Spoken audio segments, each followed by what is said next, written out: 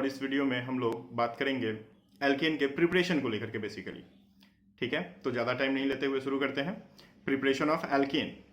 ठीक है, तो पहला हम लोग प्रिपरेशन देखें एल्केन का। तो उसके आप पहले इस चार्ट पे एक ध्यान दीजिए। यहाँ पे मैंने एक चार्ट को ड्रॉ किया है। इस चार्ट में आपको दिख रहा है ये जो पहला आपको यहाँ पे सिंगल बॉन्ड दिख रहा है, ये एल्केन है, ये एल्केन है, ये एल्कीन है, ये एल्काइन है ना, ये अल्काइल हेलाइड है, अल्काइल हेलाइड है, ये ROH जो है ये अल्कोहल है, ये कार्बोनाइल्स हैं, कार्बोनाइल्स हैं, और ये एसिड है। ठीक है, अब कार्बोनाइल्स पे ध्यान दीजिएगा। कार्बोनाइल्स पे ये ऊपर वाला एल्डिहाइड है और नीचे वाला कीटोन है।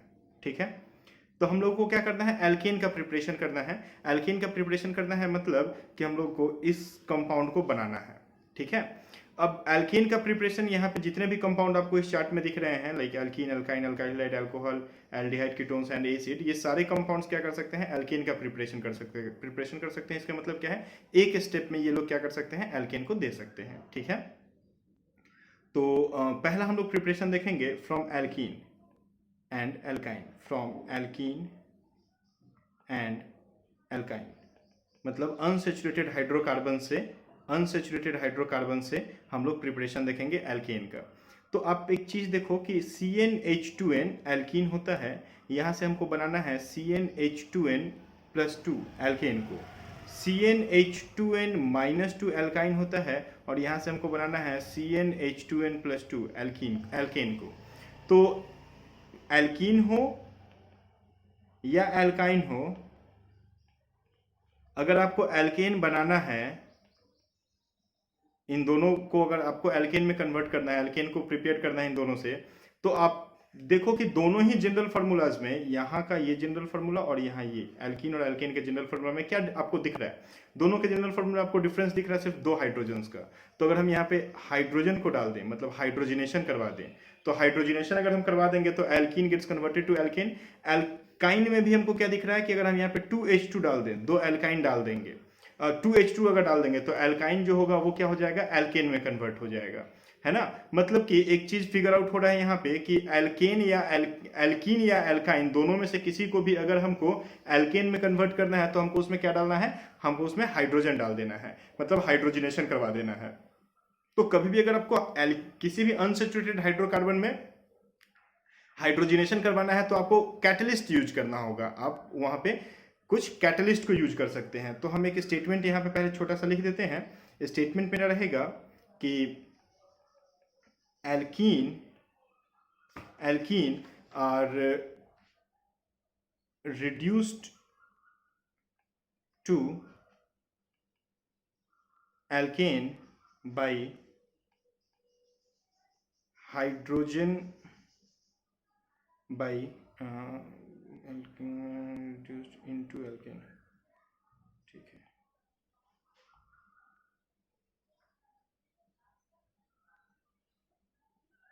एक हम यहाँ पे स्टेटमेंट आपको दे देते हैं। एक स्टेटमेंट रहेगा कि alkene and alkyne reduced into alkane by hydrogenation in presence of, आपको ध्यान देना है यहाँ पे, in presence of catalyst। अब कैटलिस्ट के बिना ये रिएक्शन नहीं हो सकता, इसको हम लोग कैटेलिटिक हाइड्रोजनेशन भी कहते हैं। तो कैटलिस्ट आपको यूज करना ही होगा। अब है कि किस तरह का कैटलिस्ट हम यूज कर सकते हैं यहाँ पे। ठीक है, तो आप किस तरह के कैटलिस्ट को यूज कर सकते हैं, तो कैटलिस्ट में आप यहाँ पे प्लैटिनम यूज कीजिए, आप यहाँ पे प्लैटिनम यूज कीजिए, या फिर निकल विथ हीट, निकल को डाल करके आप हीट कर दीजिए, H2 के साथ में निकल लेकर के हीट कर दीजिए, या फिर आप P2O2 यूज कर सकते हैं, प्लैटिनम ऑक्साइड यूज कर सकते हैं, या फिर एक बहुत ही पॉपुलर हम बोल सकते हैं, एक बहुत ही पॉपुलर, बहुत ही डिमांडिंग एक कैटलिस्ट होता है जिसको हम लोग विल्किंसन्स कैटलिस्ट कहते हैं। विल्किंसन्स कैटलिस्ट आप इसका यूज कर सकते हैं। विल्किंसन कैटलिस्ट क्या होता है? विल्किंसन कैटलिस्ट होता है आपका RHCl, एक तरह का कॉम्प्लेक्स कंपाउंड होता है RHCl PH3P थ्राइस, ठीक है, जिसका नाम होता है chlorido tris phenyl phosphine rhodium 1, chlorido tris phenyl phosphine rhodium 1 यहाँ पे ऑक्सीडेशन नंबर है इस कंपाउंड का, ठीक है।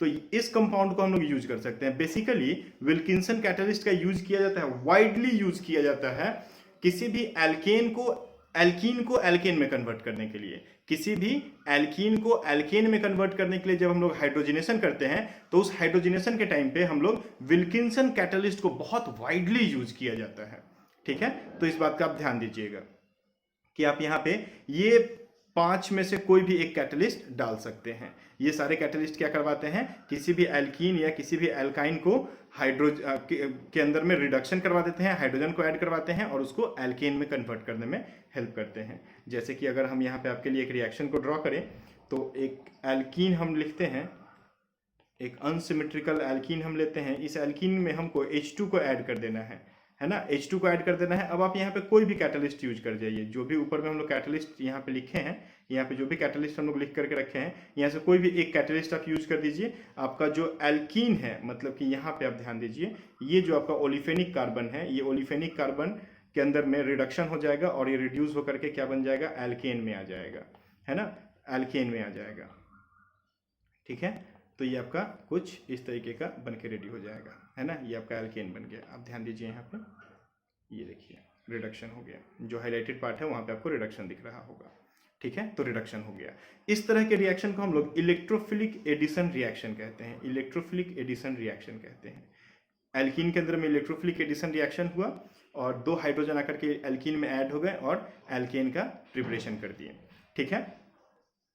अब यहाँ पे कुछ एक हम लोग और रिएक्शन को अगर यहाँ पे देखें कि कोई भी एल्काइन भी अगर मेरे पास है, सिमेट्रिकल या अनसिमेट्रिकल कोई भी एल्काइन है, उसमें हम 2H2 डाल दें और सेम कैटलिस्ट को यूज किया जाए, जो भी कैटलिस्ट हम लोगों ने अभी ऊपर में मेंशन किया, तो ये जो एल्काइन का आपका यहाँ पे ये जो ग्रुप है, ये ग्रुप रिड्यूस हो जाएगा और रिड्यूस होकर के किसका फॉर्मेशन कर देगा? एल्केन का फॉर्मेशन कर देगा, ओके। तो एल्केन का फॉर्मेशन हो गया, आप यहाँ पे देख सकते हैं, है ना। तो कुछ एक बातें हम लोग करें यहाँ पे नोट दे करके। नोट में हम लोग 4-5 बातें करेंगे, थोड़ा ध्यान दीजिएगा, ये कुछ इंपॉर्टेंट होंगी, इंपॉर्टेंट कुछ बातें यहाँ पे हो जाएंगी। पहला होगा कि जब हम लोग यूज करते हैं व्हेन कैटलिस्ट इज निकल ऑब्वियस, निकल को डालने के बाद हम लोग टेम्परेचर को मेंशन करते हैं। टेम्परेचर क्या होता है? 200 to 300 डिग्री सी तक में टेम्परेचर को रखना होता है, तो हम लोग को हीट करना ही पड़ेगा। निकल अगर आप यूज करते हैं तो काफ़ी ज़्यादा हीट लेना होता है। तो व्हेन कैटलिस्ट इज निकल in the reaction is known as Sabatier-Sanderens reduction. Sabatier-Sanderens reduction या रिएक्शन, ठीक है। अगर कभी भी हम लोग इस तरह का एक रिएक्शन लेते हैं कि एक एल्कीन हम लोग के पास है और उस एल्कीन में हम लोग H2 को ऐड कर रहे हैं, H2 को जब ऐड कर रहे हैं तो निकल लेकर के हम हीट करते हैं, तो ये जो कैटलिस्ट हमने यूज किया है H2 प्लस निकल, इसको हम लोग क्या बोलते हैं? इसको हम लोग सेबेटियर-सैंडरेंस के नाम से जानते हैं। सेबेटियर-सैंडरेंस रिएक्शन कहते हैं इसको। क्लियर है मेरी बात? क्या हो जाएगा?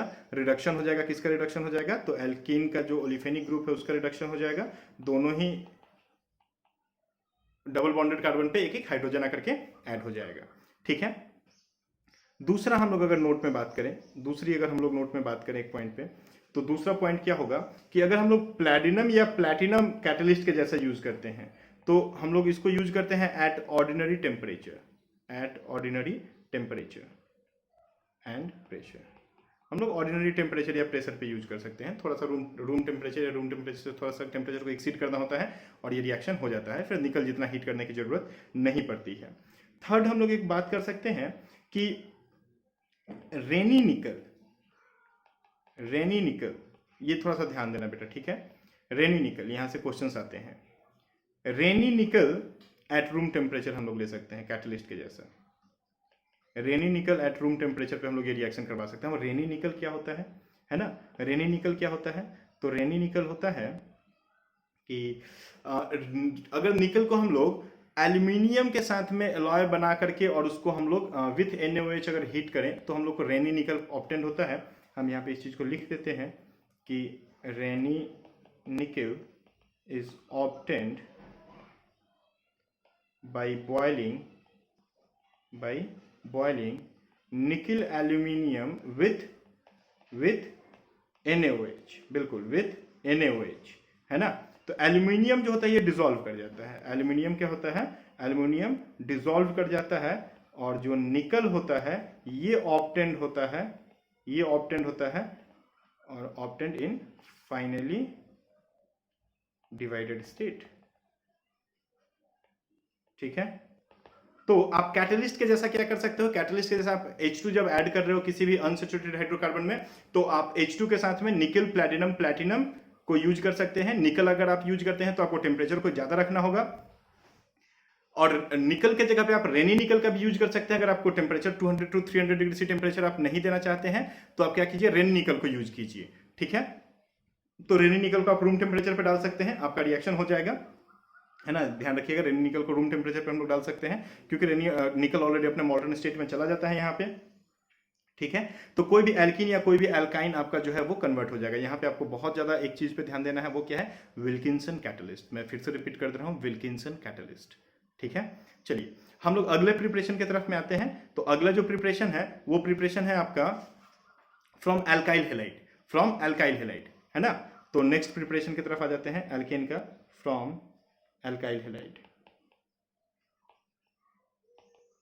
एल्काइल हेलाइड से अगर प्रिपरेशन करना है, ठीक है, तो हम लोग यहाँ पे ध्यान देते हैं, पहला जो रिएक्शन हम लोग कर सकते हैं वो होता है बाय रिडक्शन। अब क्यों रिडक्शन के थ्रू, हम आपको ये चीज बताते हैं। तो बात करते हैं रिडक्शन को लेकर के, है ना। तो रिडक्शन को लेकर के हम लोग बोल सकते हैं कि एल्काइल हेलाइड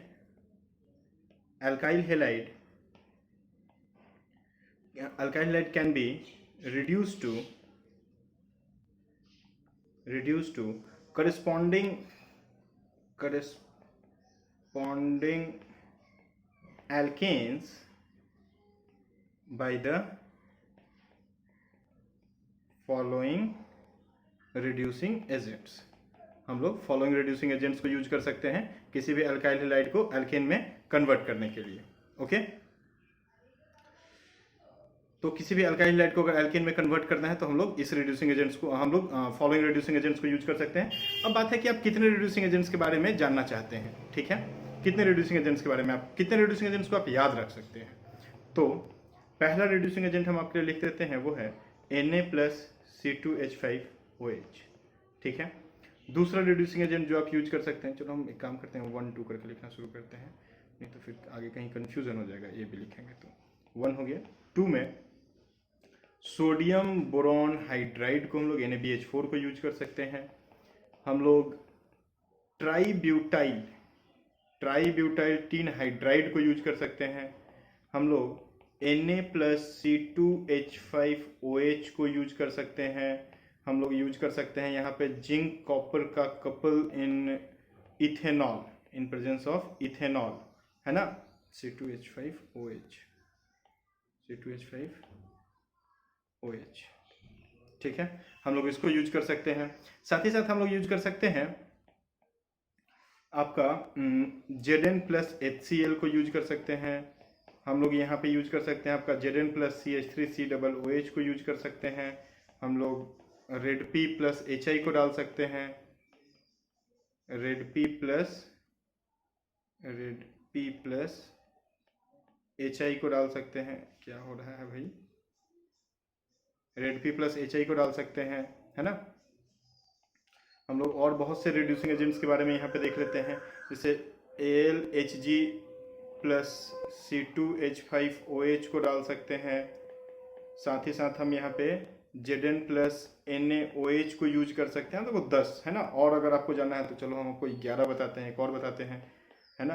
11वें में हम MgHg प्लस H2O, ये पढ़ोगे पिनाकोल पिनाकोलोन रीअरेंजमेंट जैसा कुछ आएगा, वहाँ पे हम लोग MgHg का कपलिंग प्लस H2O को डाल सकते हैं, है ना।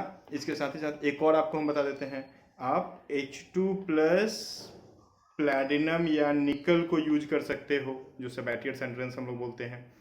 तो ये 12 में से जो रिड्यूसिंग एजेंट आपको याद रहे, आप उस रिड्यूसिंग एजेंट को यूज कर सकते हैं, ठीक है। आप किसी भी अल्काइल हेलाइड को अगर एल्केन में कन्वर्ट करना है, यहाँ पे आपको नेसेंट हाइड्रोजन्स चाहिए होंगे, तो आप क्या कर सकते हैं, ये रिड्यूसिंग एजेंट्स का यूज कर सकते हैं, ठीक है। अब इस रिड्यूसिंग एजेंट्स को लेकर के भी हम लोग कुछ एक बातें करें, जैसे हम लोग हमेशा नोट को लेकर, नोट में हम लोग हमेशा कुछ अलग बात करते हैं, तो यहाँ पे एक नोट देते हैं। नोट में हम पहला जो पॉइंट पे बात करेंगे आपसे वो होगा कि ये रिडक्शन होता कैसे है ना, ये रिडक्शन कैसे होता है, कौन क्या रोल प्ले करता है। तो एक चीज आपको हम बता दें कि reduction is due to electron transfer from metal from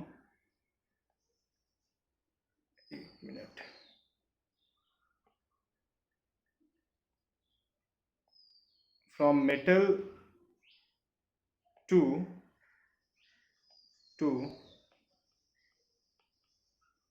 substrate क्या है हम लोग का, अल्काइल हैलाइड। मतलब कि reduction is due to electron transfer from metal to substrate, है ना। कैसे होता है, आप इस चीज पे ध्यान दीजिए, ये चीज कैसे होता है। तो देखो, जैसे कि हम लोग अगर एक एग्जांपल में Zn प्लस HCl को ले लें कि Zn प्लस HCl हम लोग का एक रिड्यूसिंग एजेंट हम लोग यूज कर रहे हैं, तो यहाँ पे मेटल कौन है, जिंक है, ठीक है, और सबस्ट्रेट हम लोग का अल्काइल हैलाइड है ही। तो यहाँ पे किस तरीके से ये पूरा रिएक्शन होगा, जिंक जो होगा ये तुरंत Zn प्लस 2 में कन्वर्ट हो जाएगा और क्या करेगा, 2 इलेक्ट्रॉन्स को यहाँ पे रिलीज कर देगा। कोई भी एक अल्काइल हैलाइड जो भी आपका सबस्ट्रेट है, ये अल्काइल हैलाइड इस इलेक्ट्रॉन को एक्सेप्ट करेगा। इस इलेक्ट्रॉन को कौन एक्सेप्ट करेगा, अल्काइल हैलाइड का मॉलिक्यूल एक्सेप्ट करेगा, है ना। अल्काइल के पास चला जाएगा, क्योंकि अल्काइल क्या होगा, पार्शियली पॉजिटिव चार्ज अपने ऊपर रखेगा, और हैलाइड क्या होगा, पार्शियली नेगेटिव चार्ज रखेगा, है ना। तो इलेक्ट्रॉन क्या हो गया, आपका alkyl group partially positive charge containing alkyl group के पास में चला जाएगा, और ये क्या बन जाएगा, ये हो जाएगा R, जो कि इलेक्ट्रॉन एक्सेप्ट किया तो R माइनस हो जाएगा, और यहाँ पे X जो है ये बॉन्ड ब्रेक कर जाएगा X माइनस जैसा, ठीक है। तो ये कुछ ऐसा बन जाएगा। अब ये जो आपका कार्बो एनायन यहाँ पे बन गया ना, कार्बो एनायन जो बन गया, ये जाकर के HCl के साथ रिएक्ट कर जाएगा, जहाँ पे H प्लस और Cl माइनस में आपका है। तो क्या हो जाएगा, ये देखो RH हो जाएगा और Cl माइनस क्लोराइड आयन को यहाँ पे बाहर निकाल दिया जाएगा। अब ये जो आपका Zn प्लस 2 है, ये क्या करेगा, 2 क्लोराइड आयन के साथ में आपका रिएक्ट कर जाएगा और क्या बना देगा, ZnCl2। तो आप यहाँ पे देख सकते हैं कि आपका एल्केन बन के रेडी है। जो भी आपका अल्काइल हैलाइड था, आपका अल्काइल हैलाइड क्या था, RX था। देखो RX RH में कन्वर्ट हो गया, मतलब कि अल्काइल हैलाइड अपना करस्पॉन्डिंग एल्केन यहाँ पे बना दिया, है ना। और इस स्टेटमेंट पे आप ध्यान दीजिएगा कि reduction is due to electron transfer from metal to substrate, right. Clear है मेरी बात। चलिए, तो ये तो हो गया नोट में पहला बात, है ना। नोट में हम लोग दूसरा बात करें, दूसरा हम लोग नोट के पॉइंट की तरफ में आ जाएं, उसमें है कि लिथियम एल्यूमिनियम हाइड्राइड जो हम लोग का है, क्या है, लिथियम एल्यूमिनियम हाइड्राइड। ये क्या होता है, वेरी स्ट्रांग होता है, is very strong reducing agent, is very strong base होता है, ये बहुत स्ट्रांग बेस होता है ना। It gives elimination reaction with 3 degree alkyl halide. 3 degree alkyl halide के साथ में अगर हम लोग इसको डाल देंगे तो ये तुरंत एलिमिनेशन रिएक्शन दे देगा, उसको रिड्यूस नहीं करेगा, उसको उसके अंदर एलिमिनेशन करके उसको एल्कीन में कन्वर्ट कर देगा। कैसे, देखिए, एक हम आपके सामने एक एग्जांपल कर देते हैं, है ना। यहाँ पे एक एग्जांपल करके आपको हम दिखाते हैं, और इन सब चीज़ों को बहुत अच्छे से रिवीजन करोगे, बहुत बार इस वीडियो को देखोगे और देख देख करके ये सब चीज़ों का बहुत अच्छे से अपने दिमाग में बैठा लोगे, ठीक है, कि कैसे कैसे क्या कुछ हुआ। तो ये आपका एलिमिनेशन हो गया यहाँ पे, और एलिमिनेशन होकर के प्रोडक्ट बन गया। तो जो लिथियम एल्यूमिनियम हाइड्राइड होता है, ये बहुत स्ट्रांग बेस होता है, और इसीलिए ये रिडक्शन ना करके एलिमिनेशन कर देता है 3 डिग्री अल्काइल हैलाइड की तरफ में, है ना। ये आपका टर्शियरी है, 3 डिग्री और टर्शियरी अल्काइल हैलाइड है, ठीक है। चलिए, हम लोग नोट के तीसरे पॉइंट की तरफ में आते हैं। हम लोग का जो NaBH4 होता है, NaBH4 जो होता है ना, ये रिड्यूस करता है सिर्फ 2 डिग्री और 3 डिग्री अल्काइल हैलाइड को, रिड्यूस करता है सिर्फ 2 डिग्री और 3 डिग्री अल्काइल हैलाइड को। तो हम लोग लिख देते हैं कि NaBH4 जो है ये रिड्यूस करता है only 2 degree and 3 degree alkyl halide को, सिर्फ 2 और 3 डिग्री अल्काइल हैलाइड ही इससे रिड्यूस होते हैं। इस चीज को आप ध्यान में रखिएगा, ठीक है। ये सारी बातें आप बहुत अच्छे से सीखते चलो और इसको बार बार देखना, बार बार रिवीजन करना, है ना, बहुत जरूरी है। 2 बार 3 बार 4 बार आगे पीछे करके देखोगे तो अपने आप समझ में आने लगेगा कि क्या है कैसे है। ओके, देन हम लोग का ट्राईब्यूटाइल टीन हाइड्राइड था, ट्राईब्यूटाइल टीन हाइड्राइड था।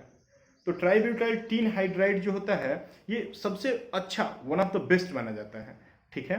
तो हम लोग लिख देते हैं tributyl tin hydride is one of